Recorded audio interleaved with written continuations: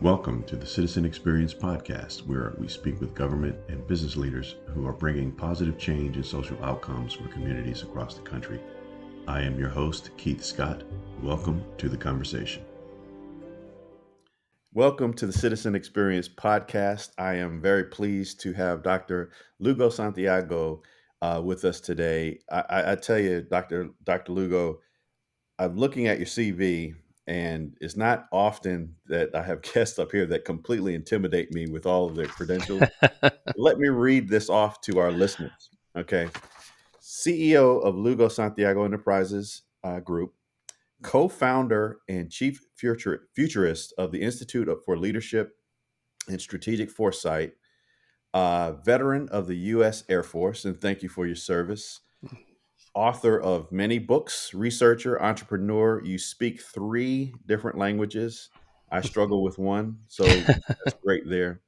Let's get into this. Dig into this. You have a great resume, right? So Mm, I want our listeners to really know the great work that you're doing out in the mhm. community and helping professionals and really organically growing leaders. So welcome to the podcast. Thanks, Keith. It's great to be here. It's good. It's good to see you again. Yeah, it's so. Thank you for the accolades, right? I think I always say that the reason why we are where we are is because a lot of people have given us the opportunities to be here, and Right. I think that in my case, I have had the opportunity to be nurtured by a ton of people. I mean, who would have thought, right? A person who was born and raised in a little island in the Caribbean where people live la vida loca, right? In the Yeah. in Puerto Rico, then going to the Air Force and then go and explore the world, and then have so many opportunities to see so many countries, see what people do in other countries, learn from what they do, especially in my area of expertise and in engineering, process re-engineering, and improvement, and the kind of things that our country does with other nations, and then get out of the military with all of that, and then give it back. And Right. that is a great opportunity. And I think for me, that has been my life's experience, and it's an honor too, because like we have talked in the past, is the opportunity to give back, and that's okay. But you just don't throw things away, right? As people say, we don't give pearls to people who are not going to appreciate them. But sometimes you meet these people and you share some of these things with them, and you see the transformation that happens Yeah. in them, and as a result, they take that back to their organizations. They make the organizations better. You know what? I mean, what else? I mean, it's just such a great feeling. So I've been blessed. Yes, absolutely. And your leadership coaching, how much would you attribute that to being in the Air Force, a veteran of the Air Force? And my leadership coaching.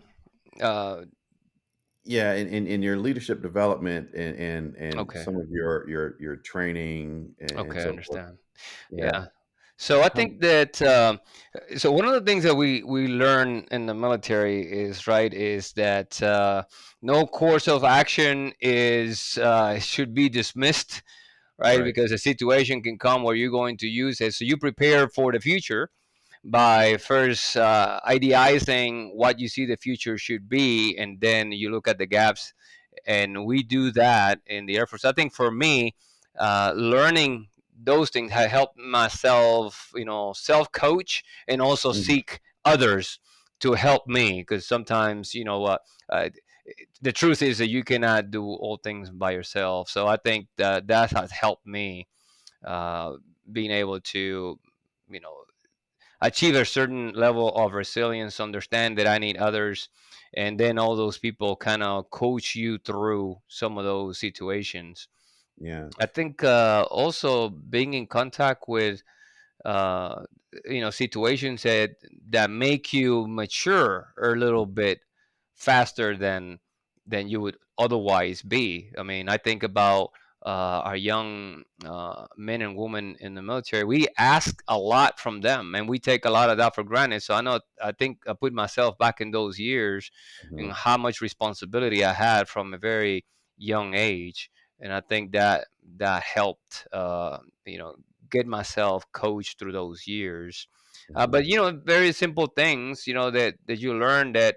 help in my coach myself and coach others, Right. and that is integrity. Do everything that you can to make sure there's an alignment through what you say you're going to do, and what you do. Hmm. Service, serve others, and serve your organization. Especially if you're in an organization, no one should be larger than the organization, not one person in the organization, right? It's a reason why you're there, to satisfy our purpose. And third, just display excellence in everything that we do. I'm not talking about perfection, but I'm talking about a mode of giving everything that I can and improving myself. Hmm. So whatever I do, I can do it better, and I can teach others. And I think that has been something that helped me, but also I try to instill in others when I'm coaching others into their particular leadership path. So in your work, in terms of Lugo Santiago Enterprises, explain your services and the value that you provide, and kind of make that for our listeners really kind of gauge into what your organization does. Yes, absolutely. So the Lugo Santiago Enterprise Group is focused on strategy. Right. Basically, we are focused on helping organizations understand the future, Hmm. and I would say futures more than one future. And then once we understand what the kind of futures that are emerging, then Hmm. we focus on how do we get there. There are several paths to the future. One of them is we ask organizations what they want to do. Obviously, after they have done some future scanning, we have helped them understand what is possible. We run them through about 4 to 5 futures at the beginning, where they're able to explore, for example, limits to growth, collapse, discipline futures, Hmm. and transformation futures. And then once they understand that, we help them see what kind of path they can take Hmm. based on strengths of the organization, opportunities in the environment, and trends that they can have. And then the other thing that we do is help organizations based on the skills analysis Hmm. that they have done that are needed for the future. And we can begin to look at partnerships, what Okay. kind of partnerships they're going to need in the future. And in some cases, in other places, we are scaling technology. So we looked at the possible uses of technology as we see demographics changing, as we see social changes happening, and different other kinds of macro and micro trends. And from Right. there, they can decide, how they want to achieve the future or move futures in centers of gravity futures to just kind of attract the kind of uh, niche market they want to have for their products. So when you say futures, I know we work with a lot of public safety um, organizations, and it's funny because I can't name the client, but they're really looking at new ways that criminals commit crimes, right? And they're having Hmm. to put infrastructure in so that it can be more predictive versus reactive, right? So now all we're hearing is artificial intelligence. How do you shift on such a rapid changing pace of the future, so to speak? So artificial intelligence has been there for a while, right? Hmm. It just happens that we are talking more about it now. And matter of fact, we've been doing this since the 1980s. Yeah. If you think about Apple, for example, when they designed some features back in 1984, they were looking at the several types of technologies, and they aligned themselves, through a roadmap. And as these technologies began to appear, they began to acquire businesses, acquire these, and then they started putting them together and started using them. I think that and began to accelerate the path. I think what happens for us when you're talking about shifting, I Hmm. think that in some cases the the shift is difficult for a lot of organizations because they haven't been doing environmental scannings, right? So Hmm. organizations start looking at what is changing in the environment, then they begin to do smaller shifts. I mean, obviously, right now at the where we are, organizations should be looking at not basically at educating their people on this type of technology, not moving away from it, not running away, because there's some amazing opportunities. Matter of Yeah, fact, we not are fearing it. what Yeah, was that? not fearing it either, right? Right. I Yeah. mean, there's a great opportunities for us to shape it. And I think that's where the great opportunity is for us to shape this future, or this part of this future that we see, rather than having to move away from it.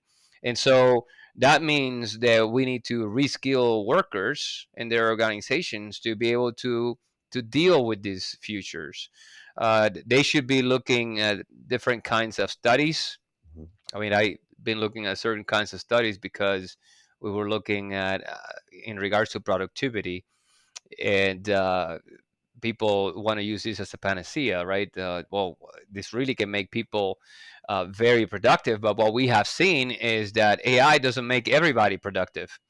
It Right. really, it's just what we have seen in studies is that a certain number of people have become very, productive, but others have not, Right. even using the technology. And so the technology has really helped those people who have not been very productive, as a matter of fact.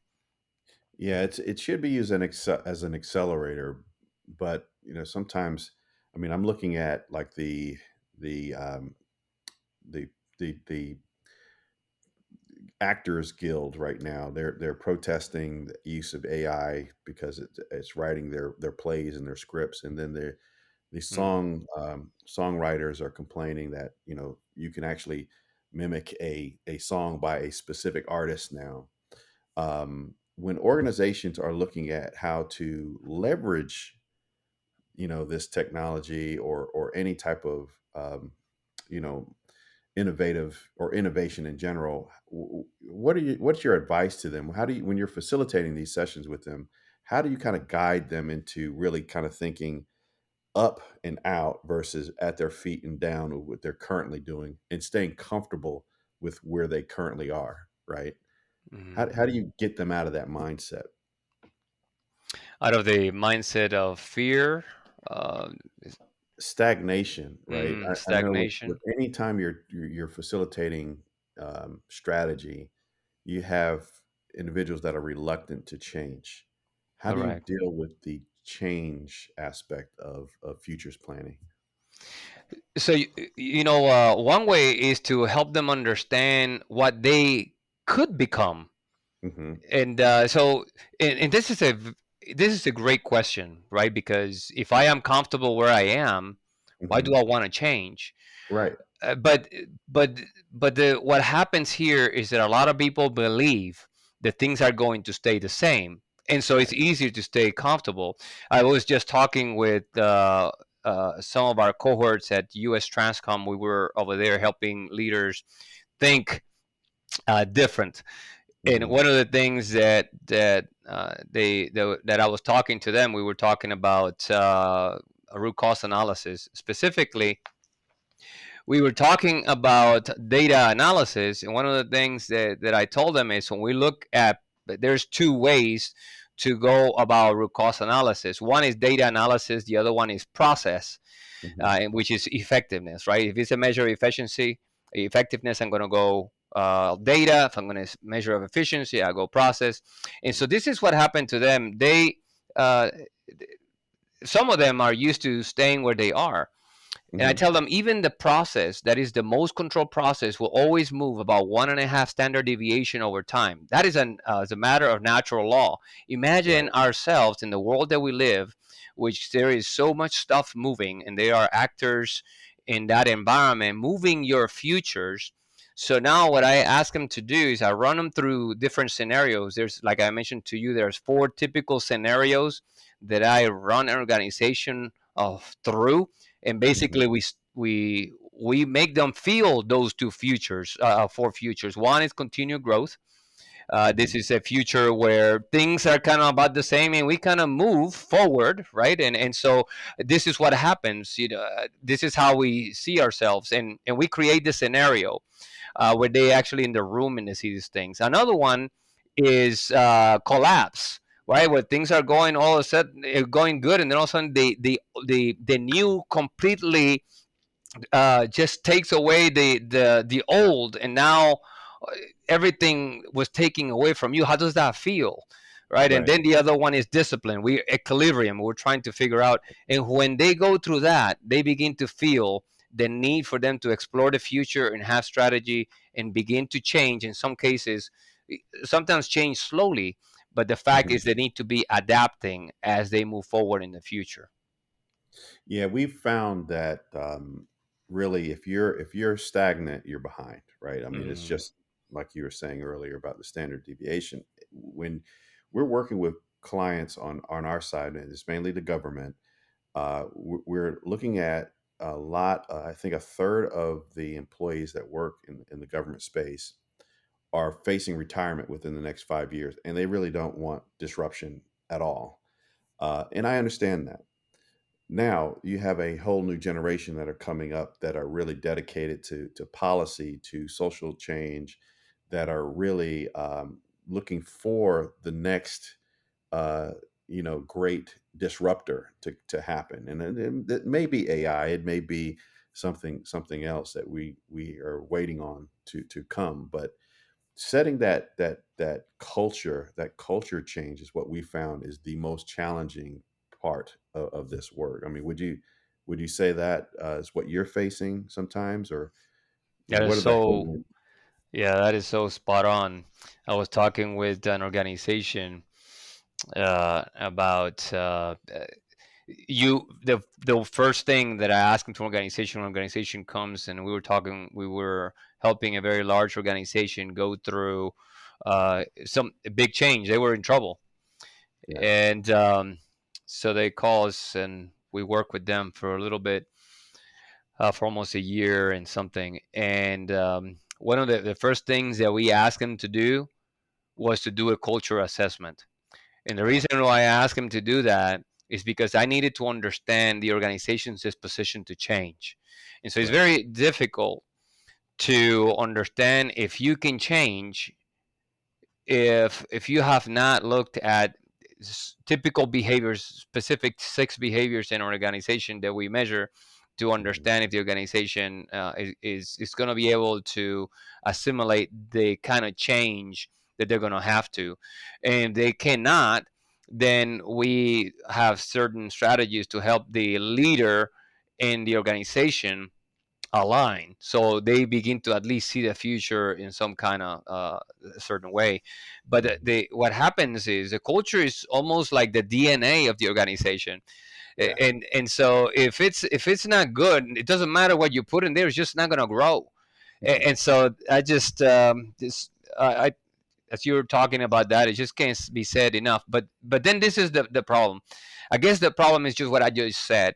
A lot of people say a lot about culture, but they do not understand what culture is. So when I go to organizations, like that, this particular client told me, "Oh, we've already done that. We don't need to do that."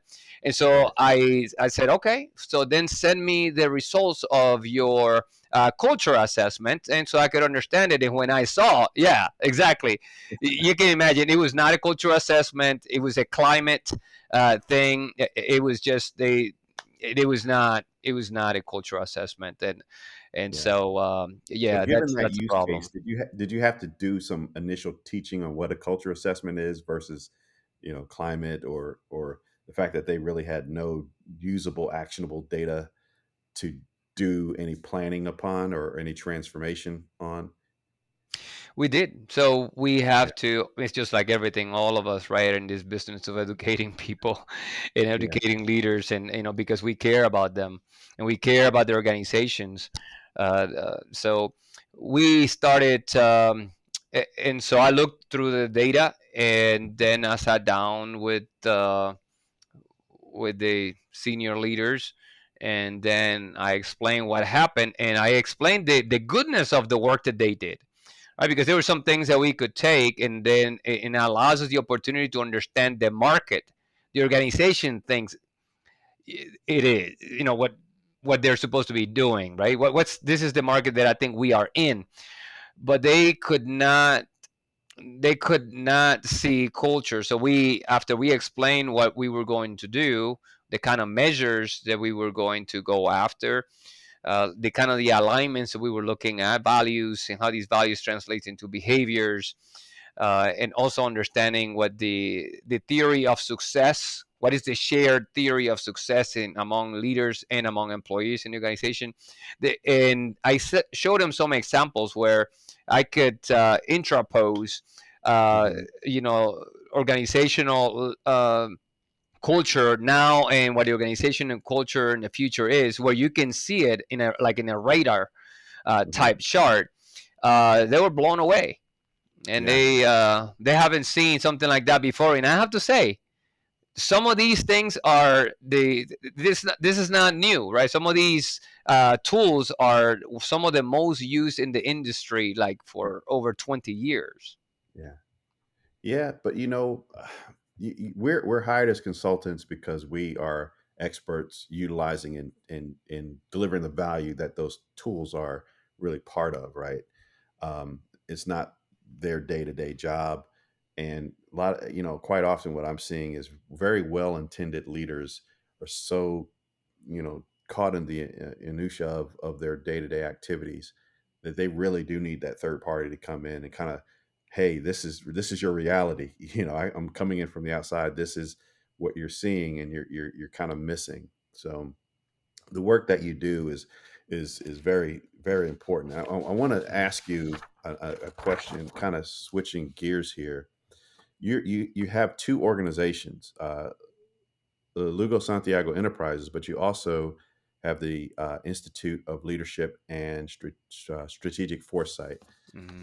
Are those two entirely separate organizations, or is it part of the same, vision that you have? Hmm. So it seemed like has one goes with the other. They hold hands, I would say, right? Because the one institution is into the deep consulting, uh, discovery research, right? The other institute, that's the LSEG, the Lugo Santiago Enterprise Group, and then the Institute for Leadership and Strategic Foresight is dedicated to skill building. So we help organizations. Uh, we're basically reskilling organizations, helping leaders change the way they think about the future and how they are going to prepare for the future. And we do that through giving them skills, problem solving. We help them. We certify them in some courses. For example, we do Six Sigma, Green Belt, Black Belt. We also do certified futures practitioner. So that way they can build capacity in their organization. So they're just not only depending on us, because the idea of going into somewhere is for us to be able to give the organization the I guess the fire they need, so then they can go and do things themselves. I never believe that a consultant should be in an organization and stay there forever and ever. We're there, we build capacity, and then the organization takes it, and then from time to time we go back over there and reassess, pat on the back, or okay, these things have changed, let's tweak this in there. And it's more being a coach rather than just trying to be there forever. So I'll tell you why we started that. Go ahead. Yeah, we so the institute was interesting, right? Because the institute, um, we started that organization, me and a partner Timothy Dickens, because as we were traveling and helping many organizations, one of the things that we find ourselves seeing was not a deficit in people doing things, or in some cases, and even in some cases, even having the motivation to do things, but there was a deficit in foresight. That's the one thing that we see the most in organizations.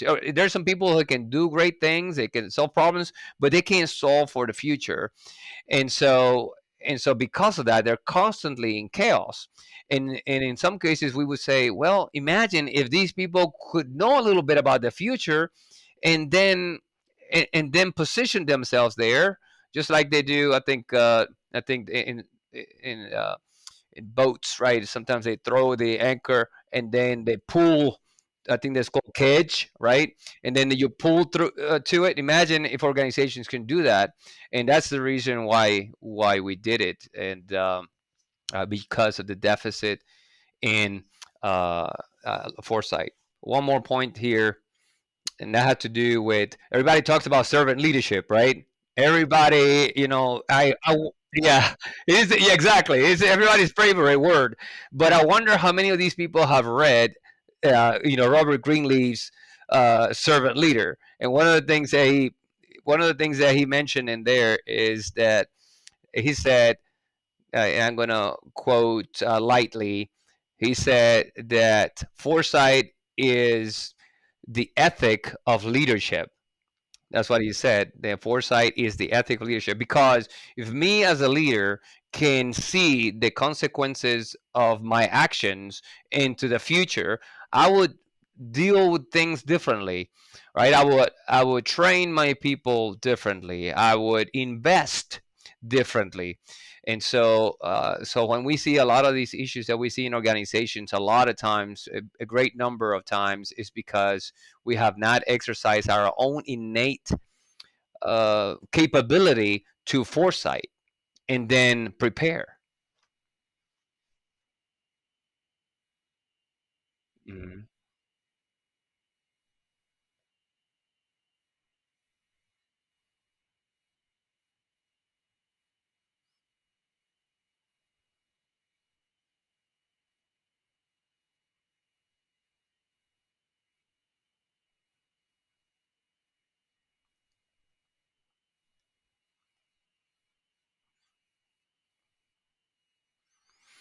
I would say that number one is they had a passion for what they do. I haven't, just especially in, we're talking about leaders in, you know large organizations, at the head of these organizations. Those people care, and they have.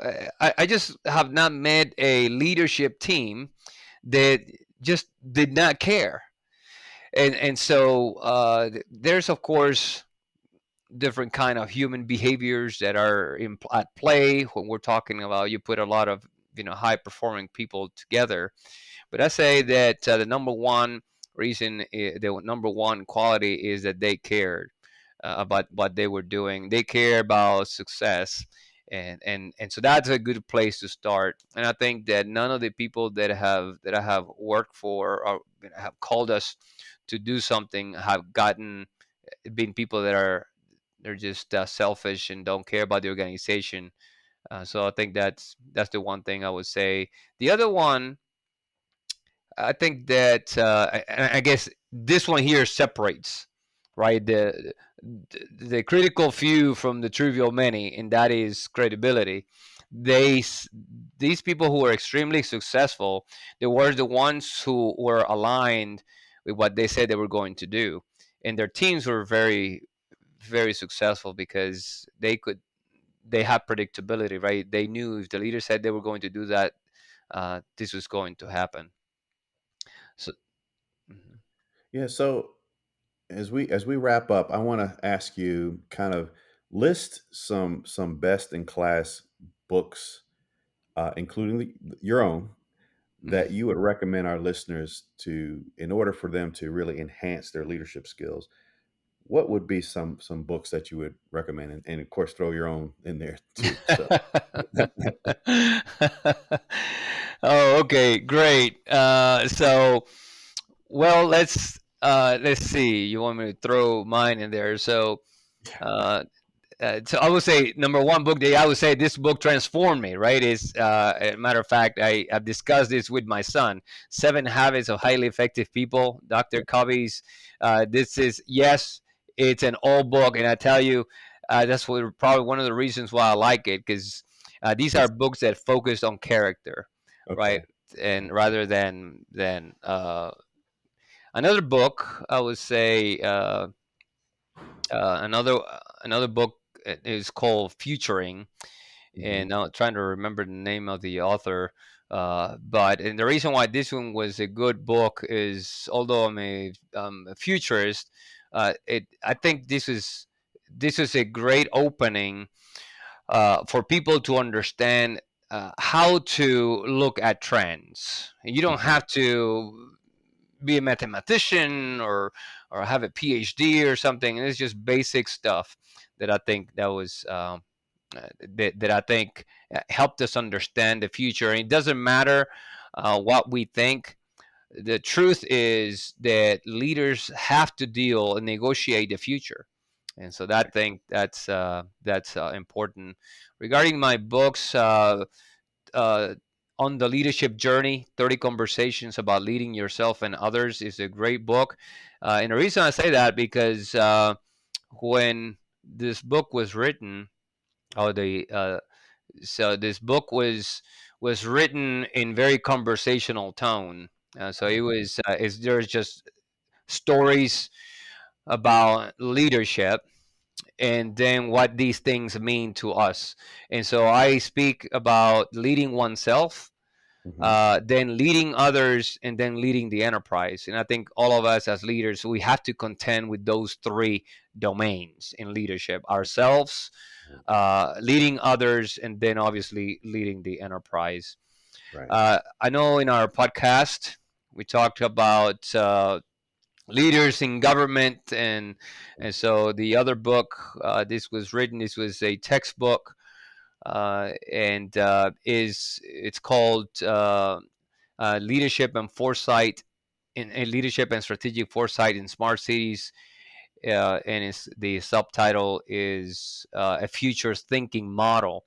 And Mm-hmm. so when we talk about smart cities, uh, Hmm. a lot of people don't understand what that is, Right. and actually the concept. So I propose a new concept, but what I'm speaking to leaders in this book is about 9 leadership practices Hmm. for on foresight that every leader should adopt. So those are my options. So we will promote those books when we publish the podcast.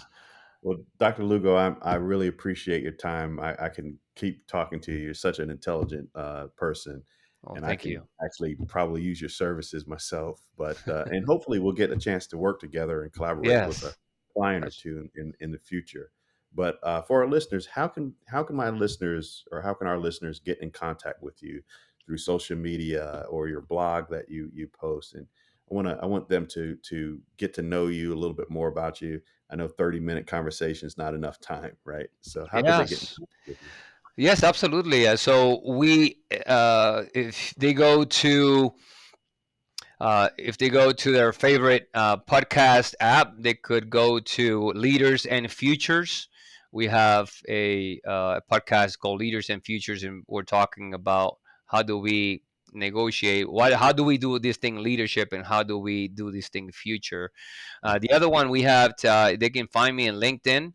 So just type my name, last name, Lugo Santiago, and they can find me there. You can send me a message at dr.lugo@leadershipandforesight.org. So that's dr.lugo@leadershipandforesight.org. So, but yeah, likewise, thank you for having me in your podcast. It's always love to talk about these topics. It's so, as you can see, all dear to my heart. Absolutely. You can always tell someone that's passionate about the work that they do. It comes across, and it definitely comes across with you. So I want to thank you again for your time. I want to thank our listeners out there uh, for joining the Citizen Experience podcast. We will be speaking with more guests in the future, but I promise you they won't have the CV that Dr. Lugo has. So again, thank you everyone for joining the podcast. Thank you. Thank you for listening to the Citizen Experience Podcast with your host, Keith Scott. If you're interested in creating a strategic plan that builds a diverse, equitable, and inclusive workforce, please contact us at dei@klscottassociates.com, or you can call at 404-692-5552. Thank you for joining the conversation.